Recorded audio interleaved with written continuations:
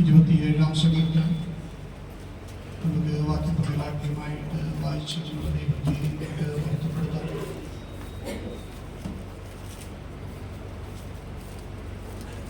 യഹോവ എന്നെ വിളിച്ചു, എന്റെ രക്ഷയുമാകുന്നു, ഞാൻ ആരെ ഭയപ്പെടും? യഹോവ എന്റെ ബലം, ഞാൻ ആരെ പേടിക്കും?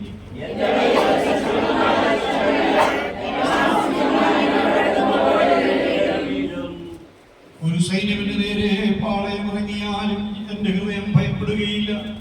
എനിക്ക് യുദ്ധം നേരിട്ടാലും ഞാൻ നിർഭയമായി വസിക്കും.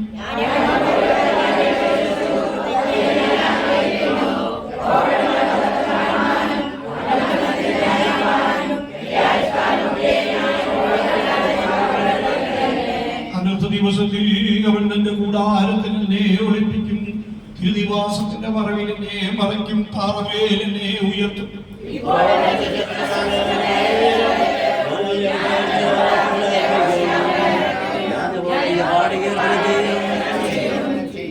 യഹോവേ, ഞാൻ ഉറക്കെ വിളിക്കുമ്പോൾ കേൾക്കണമേ. എന്നോട് കൃപ ചെയ്ത് എനിക്ക് ഉത്തരമരുളേണമേ.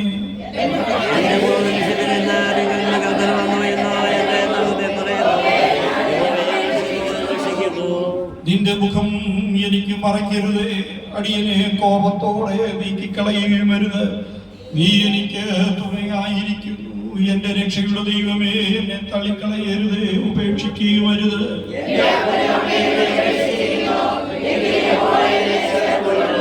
യഹോവേ, നിന്റെ വഴി എന്നെ കാണിക്കണമേ.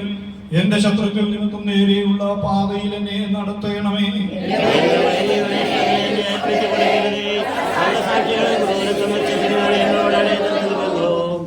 ഞാൻ ജീവനുള്ളവരുടെ ദേശത്ത് യഹോവയുടെ നന്മ കാണുമെന്ന് വിശ്വസിച്ചില്ലെങ്കിൽ കഷ്ടം.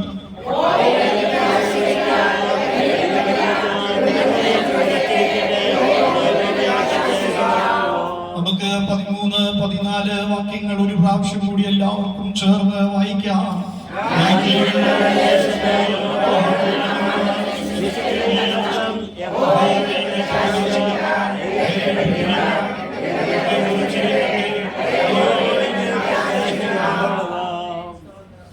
ഇവിടെ കണ്ണുകളെ അടയ്ക്കാം. നമുക്ക് ഒരുമിച്ച് ദൈവസന്നിധിയിലെ പ്രാർത്ഥിക്കാം. ഓ ഹല്ലേലൂയ, ഹല്ലേലൂയ, ഹല്ലേലൂയ. പറഞ്ഞ തീരാത്ത ദാനം നിമിത്തം ദൈവത്തിനു സ്തോത്രം. എന്റെ ദൈവത്തിനു സ്തോത്രം. പറഞ്ഞാൽ തീരാത്ത ദാനം നിമിത്തം ദൈവത്തിനു സ്തോത്രം.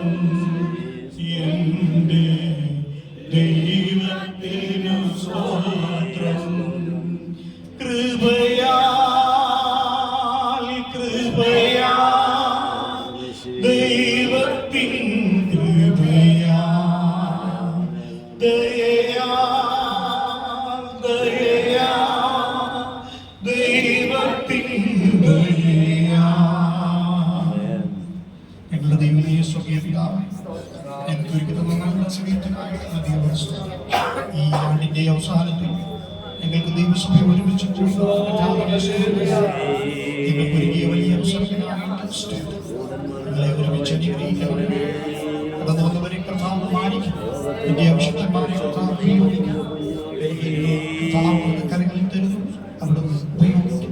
കൃപ ചെയ്യണം. മഹത്വം തരുന്നു. യേശു